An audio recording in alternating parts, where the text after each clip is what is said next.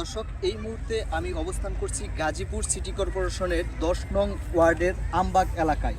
এইখানে আমার পিছনে যে সাঁকুটি আপনারা দেখতে পাচ্ছেন, এই সাঁকুটি দিয়ে দৈনিক হাজারো মানুষের পারাপার।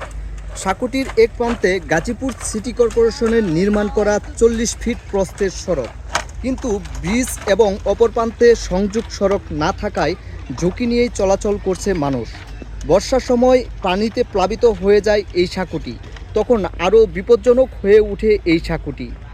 শিশুদের স্কুলে যাওয়া, কৃষকের পণ্য পরিবহন বা রোগী আনা নেওয়ার জন্য বিকল্প রাস্তা হিসেবে তখন প্রায় 1 কিলোমিটার রাস্তা অতিক্রম করে তাদের গন্তব্যে পৌঁছাতে হয়। এছাড়াও বর্তমান সময়ে সাঁকুটি পুনরায় সংস্কার না করায় বিভিন্ন স্থানের বাঁশগুলো ভেঙে গিয়েছে।